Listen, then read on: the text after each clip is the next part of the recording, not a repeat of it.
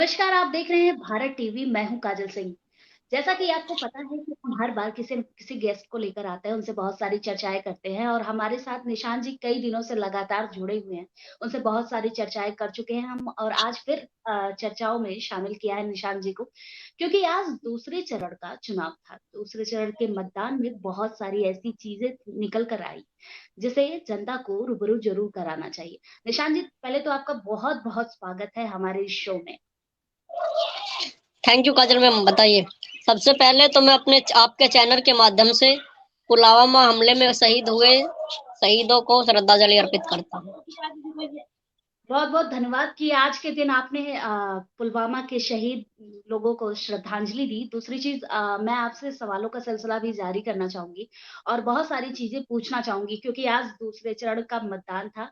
जो एक चीज हर जगह से निकल के आ रही है, पहले चरण में भी हमने देखा, दूसरे चरण में भी हमने देखा कि ईवीएम पर सवाल जो बार बार होते जा रहे हैं। ऐसा क्यों? और ये सवाल सबसे ज्यादा समाजवादी पार्टी के द्वारा ही किए जा रहे हैं।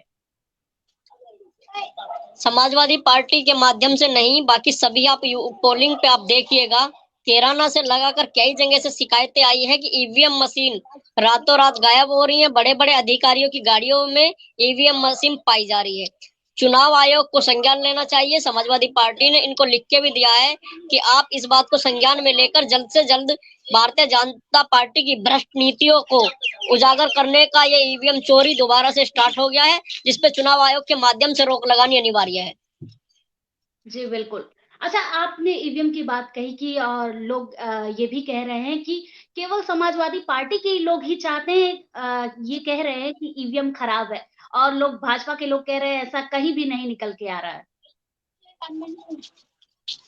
जब ईवीएम सील हो गया, एजेंट के सिग्नेचर हो गए, नोडल अधिकारी के सिग्नेचर हो गए, उसके बाद ब्लैंक ईवीएम का किसी भी अन्य गाड़ियों में मिलने का ये मतलब तो यही दर्शाता है कि ये लोग जी बिल्कुल। भ्रष्टाचार को प्रथम स्थान दे करके अपनी नीतियों पे कायम है। और भारतीय जनता पार्टी बेईमानी सरकार करते हुए ईवीएम को अभी से ही इन्होंने चोरी कराना स्टार्ट किया है।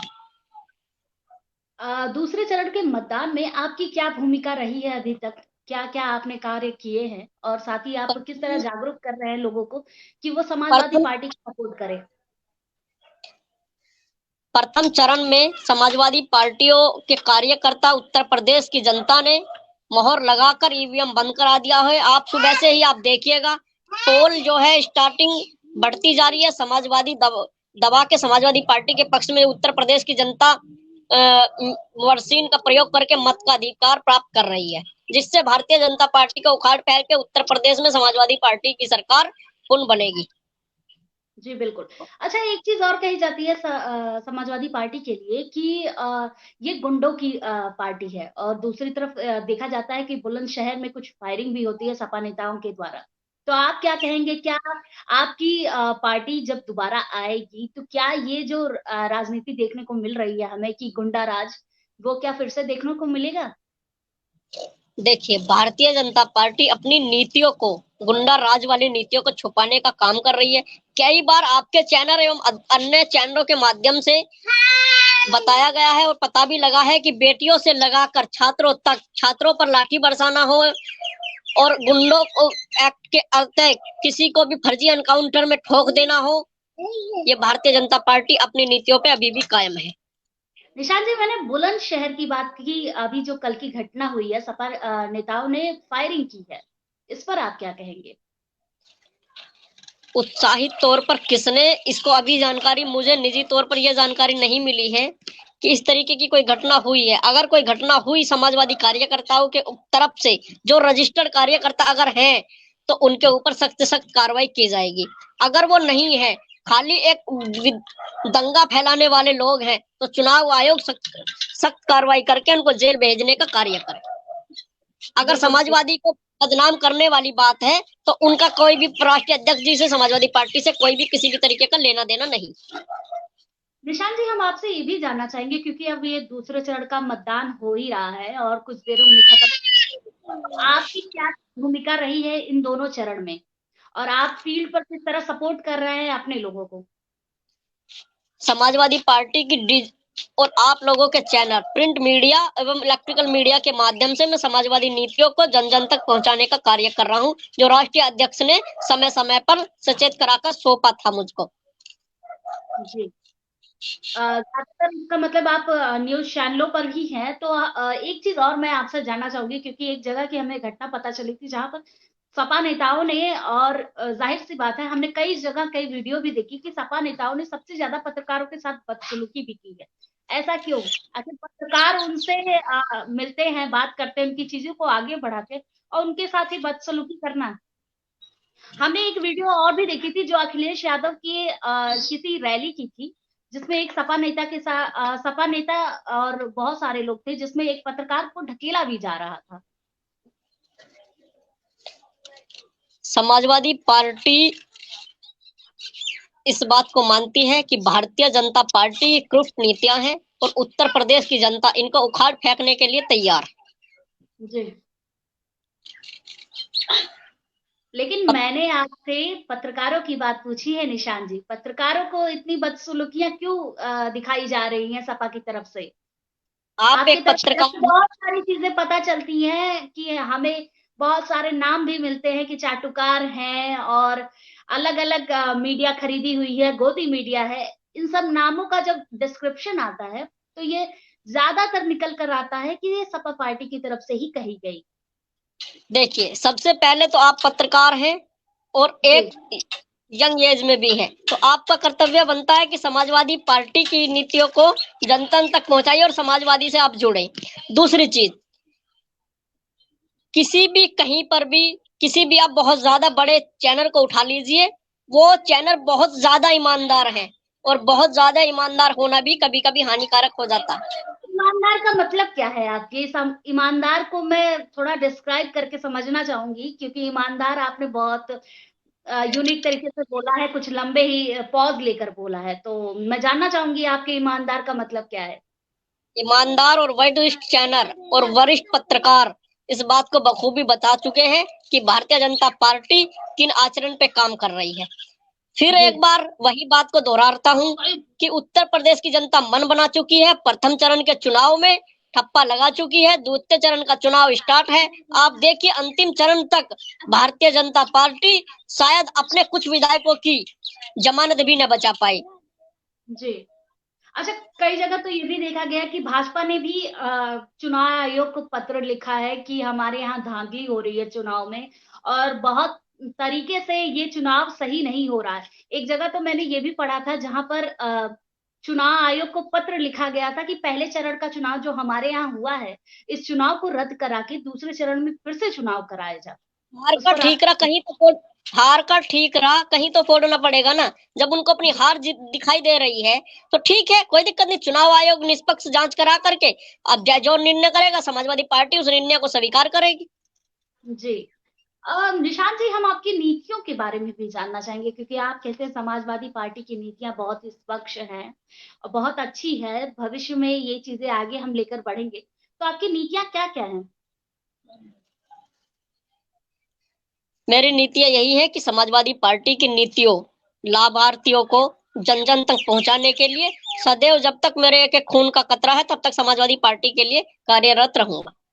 क्योंकि अखिलेश यादव का अपना एक निजी मानना है कि सिर्फ युवाओं का साथ और युवाओं का, बेरोजगारों का, निर्धन का, सभी को लेकर के उत्तर प्रदेश की सरकार को आगे बढ़ा जाए। नहीं, आपने बहुत अच्छी बात कही कि युवाओं का साथ, बेरोजगारों का साथ, लेकिन आपकी नीतियों में, आपके संकल्प पत्र में मैंने बेरोजगारों के लिए कुछ सुविधाएं नहीं देखी हैं। ऐसा क्यों? आप बेरोजगारों के प्रथम युवाओं का नाम तो ले रहे हैं, लेकिन बेरोजगारों के लिए कुछ दिख नहीं रहा है युवाओं प्रथम के। पहली कैबिनेट की मीटिंग में ही जो राष्ट्रीय अध्यक्ष के द्वारा बताया गया है, पहली ही शपथ के बाद पहली जो कैबिनेट मीटिंग होगी, रिक्त स्थानों पर पड़ी हुई भर्तियों को खोला जाएगा और उन भर्तियों को खोल करके सभी बेरोजगारों को उनकी योग्यता के अनुसार रोजगार दिया जाएगा। जी, मतलब नीतियां अभी बनी नहीं है, नीतियां बनाई जाएगी सरकार आने के बाद। नीतियां बन चुकी हैं, सिर्फ उस पर कार्य किया जाएगा। नीतियां तो आप देख लीजिए कितने सारे रिक्त पद खाली पड़े हैं, जिन पे भी भर्तियां होती हैं सभी भर्तियों पे पेपर लीक हो जाते हैं। जब सरकार पेपर करा रही है तो पेपर लीक कर की जिम्मेवारी कौन लेगा, आप बताएं। जी बिल्कुल। पेपर लीक तो अगर हम इस सरकार में कहें तो भी पेपर लीक हो चुके थे, अगली सरकार में कहें तो उसमें भी बहुत सारे पेपर लीक हुए थे। अच्छा, एक चीज़ और मैं आपसे जानना चाहूँगी बिना कि जी, फिजिकल टेस्ट, जिसकी योग्यता थी, जो अपने आप में सक्षम था, बिना टेस्ट के माध्यम से शारीरिक योग्यता के अकॉर्डिंग, या फिर उस शारीरिक योग्यता को एक सक्षम मानते हुए उसकी शिक्षा के अनुसार हम भारतीय जनता पार्टी के विरुद्ध समाजवादी पार्टियों ने रोजगार देने का काम किया है, जो आगे भी इसी तरीके से रोजगार कार्य करती रहेगी। अच्छा, ये कैसी नीतियाँ हैं? अगर हम बात करें आपकी सरकार की, कुछ सालों पहले जो जब आपकी सरकार थी, तो एक भर्ती आई थी, पुलिस भर्ती, जिसमें ये कहा गया था कि फिजिकल नीट की तरफ ही देखा जाएगा और लिखित परीक्षाएं रद्द कर दी गई। ये लिखित परीक्षाएं रद्द करके केवल फिजिकल देख करके लोगों को भर्ती किया गया था। ऐसा उसमें क्या चीजें थी कि ये चीजें किया गया था? आप क्योंकि देखिए, पिछली भर्ती में कोई आती- भी, अगर आपकी सरकार आती है तो क्या ये चीजें लागू होंगी फिर से? लोगों को ये चीजें फिर से मिलेंगी? जो जिस योग्य सक्षम होगा, शारीरिक बलशाली होगा, तो उसकी उसकी शिक्षा उसके शारीरिक बल के अनुसार उसको स्थान दिया जाएगा। जो पुलिस अपने को होना शिक्षा जरूरी के, नहीं है, शारीरिक बल ही जरूरी है। क्या एक पुलिस वाला सही नहीं होगा तो क्या क्राइम शारीरिक क्राइम रोकने के लिए, क्राइम रोकने के लिए जहां जिसकी जिस तरीके से योग्यता होगी, उसी के अनुसार शारीरिक बल हो या शिक्षा हो, जो भी योग्य होगा उसी योग्य के अनुसार उनको भर्ती किया जाएगा। रिक्त स्थान पर पड़ी हुई भर्तियों को सभी को किसी भी विभाग में, शिक्षा का विभाग हो, पुलिस विभाग हो, कोई भी विभाग हो, सभी को फुल किया जाएगा। नहीं, योग्यता अलग चीज होती है और फिर शारीरिक बल अलग होता है। एक पहलवान अगर पढ़ाई नहीं करता है, आपको भी पता है कि प्राइवेट पढ़ाइयां बहुत चलती हैं, लोग डिग्री लेने के लिए कुछ भी कर लेते हैं, डिग्री ले लेते हैं। और शारीरिक बल अलग चीज होता है। जो शारीरिक बल पे भर्तियां की जा रही थी, अगर आप प्राइवेट पढ़ाई करते हैं तो आपको भी ये बातें पता होंगी, हमारे दर्शकों को भी पता है कि प्राइवेट डिग्रियों में कितने अच्छे अच्छे मार्क्स आते हैं, कितने अच्छे अच्छे नंबर्स मिलते हैं।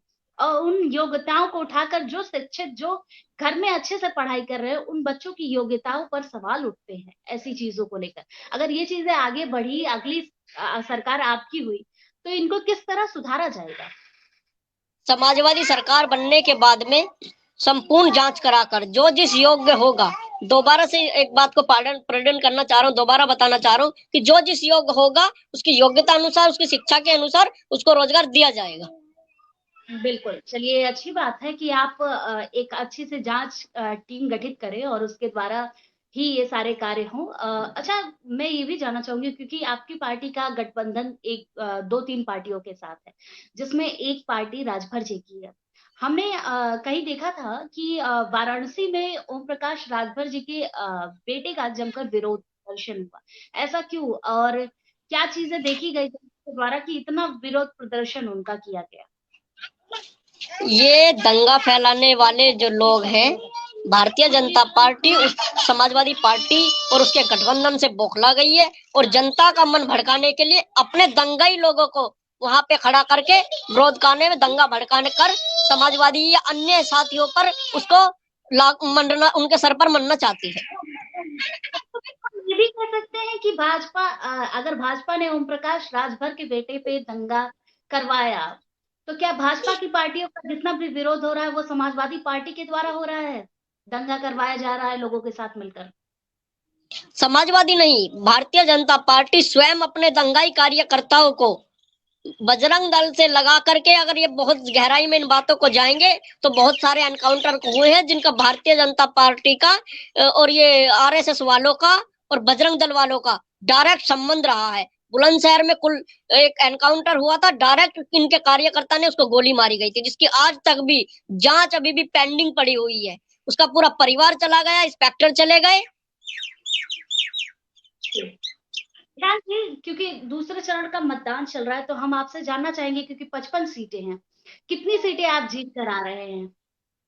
55 में से 52 से 53 सीट समाजवादी पार्टी का गठबंधन समाजवादी पार्टी जीत रही है। जी बिल्कुल। हम आपको बधाई भी देना चाहेंगे कि आप इतनी सीटों की बात कर रहे हैं, तो शायद आप इतनी सीटें जीत कर जरूर आए, अपनी सरकार बनाए। निशान जी, हम चाहेंगे कि मतदाताओं को आप कोई संदेश जरूर दें। मतदाताओं के साथ साथ उत्तर प्रदेश के समस्त युवा पत्रकार एवं सभी साथियों को एवं उत्तर प्रदेश की जनता से मैं एक बार फिर अपील करना चाहूंगा कि समाजवादी पार्टी को, विकास की पार्टी को अत्यधिक विधायक जिता करके माननीय अखिलेश यादव को उत्तर प्रदेश की सरकार बनाने में उनका सहयोग करें, जिसके आपके सहयोग के तहत ही उत्तर प्रदेश की सरकार प्रत्येक नागरिक की सरकार होगी। निशान जी, बहुत बहुत धन्यवाद हमारे इस लाइव शो के साथ जुड़ने के